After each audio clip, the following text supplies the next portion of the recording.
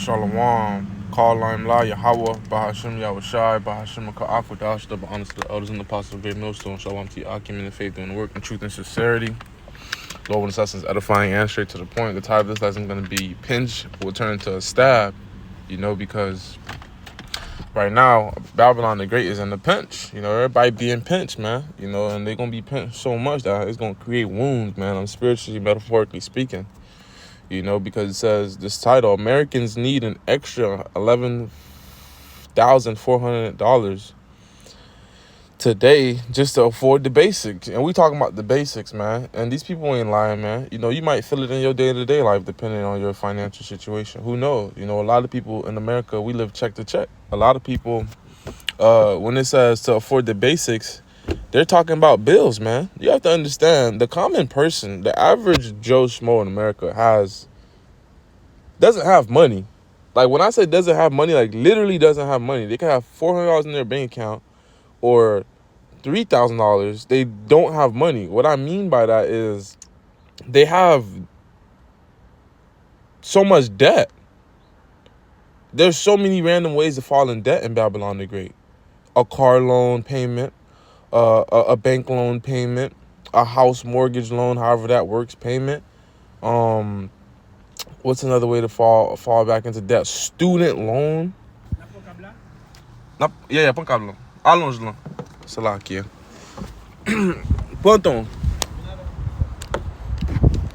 So like I was saying, you got a lot of these things which are known as fixed incomes. So therefore, you can't avoid these things, man. You need a car in Florida to get to your day-to-day shit, Same thing with California. These are long states, Let's say you're in New York. You need food and you need the train money so you can get places in the next places, man. So if you can't afford these things, you feel the pinch, So people can't even afford to make the money to afford to live their life, if you could receive what I'm saying through the scriptures. But let's get these scriptures. I meant if you could understand what I'm saying through the spirit. But let's get these scriptures. It says in 2 Ezra chapter 15. I want to get verse 15. Or I'll start at verse 14. Woe to the world, destruction to the world, and them that dwell therein. So if you living in this world, whether it be Babylon the Great or really spiritually just clinging onto the world, fleshly, carnally just clinging on to this wicked world, this wicked society that Edom has perfected, in wickedness, destruction onto you, man. And really more so, even if you're more so in Babylon, man, true destruction onto you, man. For the sword and their destruction draweth nigh. That's right, man. So any instrument that could destroy you is coming closer, man. A gun that could potentially kill you is moving closer. It's writing more letters of your name upon it. Because, yeah, Ray don't want to shoot you right now, but when Ray go broke, Ray finna shoot your ass, And one people, and one people shall stand up and fight against one another. So you're gonna have different groups and militias, because of the pinch, man. You're gonna have people ganging up saying, hey, let's go, our unit, let's go rob the other unit, building one, let's go rob building 4, This is what being desperate creates, man. Desperate times. What they say, desperate times create desperate measures. Let me get this quote real quick. Desperate times call for desperate measures. That's how you say it. So in other words, when shit hit the fan, people gonna be doing shit that you wouldn't expect. Like eating doo-doo. You don't expect nobody to be eating feces or their baby, right? Hey, but that's gonna happen. Continuing on, Salakia, find where I left off. Shall stand up and fight against one another, swords in their hands. Swords in their hand. That's right, man. So weapons of destruction, man. I have a friend in the world, or not a friend, Salakia. I know somebody in the world, who I used to be associated with. This man just got a charge for missile into a building or aircraft. So what that charge means is, we know Jake Pro is broke as hell. Jake don't got no money for no ICBMs. That costs a lot of money. But what that charge is pretty much, it means that you threw a harmful object or something that could be classified as a weapon into something, into an object where a human could be in. So in other words, he threw a rock, I guess, into a car. So he got that charge. Now imagine you got this charge in front of the judge, man. That's a ridiculous way to put a charge, man. So guess what? The swords, the swords. What was the reason? And one of them shall stand up and fight against one of the swords in their hand. Hey, that was a sword in his hand, man. He could have, who know what he could have did to his baby mama, whoever he was having altercations with, domestic violence. Could have cracked that window, hit her in her temple. Now she can't even think straight for the rest of her life.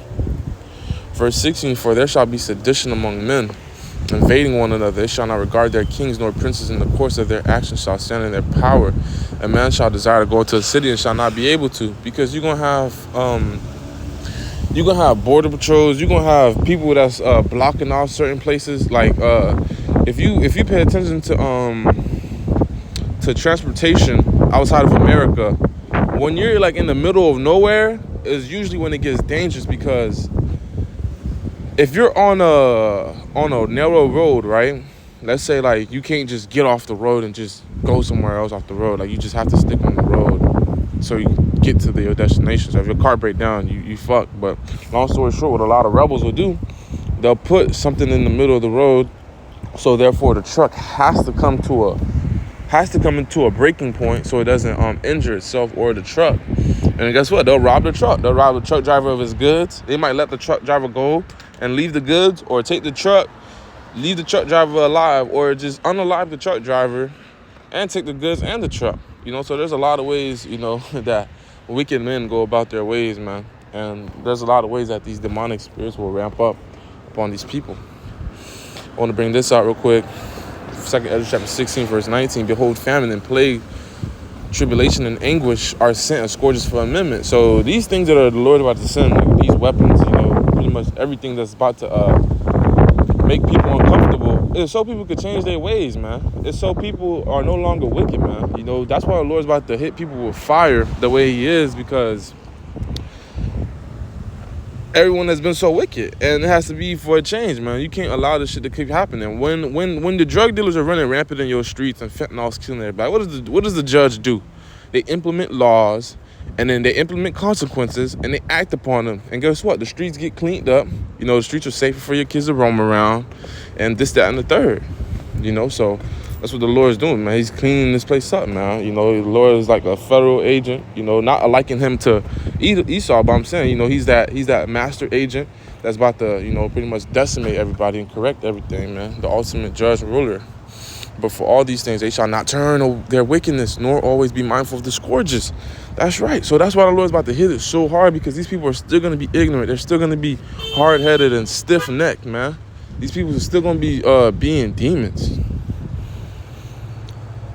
Behold, victuals shall be so good and cheap upon the earth. That's right, man. Back in the day, I heard some brothers yesterday was talking about how this lady used to go to this little market 2 days out of the week, and she'd make her little living. You could do shit like that back in the day, man. A lot of people, even if you're a minimal, you could do like shit like that. But the days we living in now, you need a lot just to get a little. That's because the power of the dollar is now shrinking, via BRICS, via the prophecies, via the Lord, via the signs of the times, et cetera, et cetera. That they shall think themselves to be in good case, man. Everybody thought they was going to be good forever. Niggas that was growing up when we was kids, man, they thought they were going to retire the smoothest and this, that, and the third. But guess what? They out here eating bread and jelly and peanut butter. And even then shall evils, meaning bad times, evolution, you got evolution, evaluation, you got a lot of F words, but that goes into time, and the ill goes into bad, like when you're sick, ill. So these are bad times that grow upon the earth, sword and famine and great confusion. So, it says,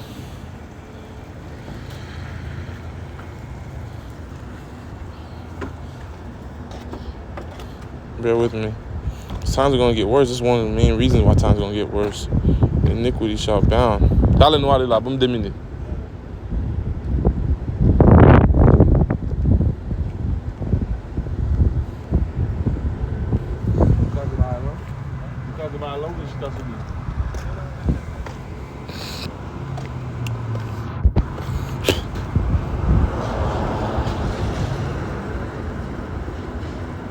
God damn, love him, many shall wax worse.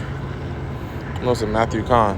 Matthew chapter 24, verse 14. This gospel, no, 24:12. And because iniquity shall abound, sin upon sin, because it's going to be in like a boiling pot, which is Babylon the Great, because this place is like a sin party. Las Vegas is called Sin City.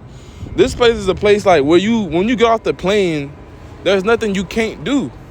As long as you follow their, as long as you don't rob, steal, and kill, and do fraud, there's nothing you can't do in Babylon, man. You could be a cow, a damn plant sexual, a damn Buddhist. Hey, the love of many shall wax cold, so people are becoming less patient and niggas is dying. With that pinch is gonna stab people, man. Shalom.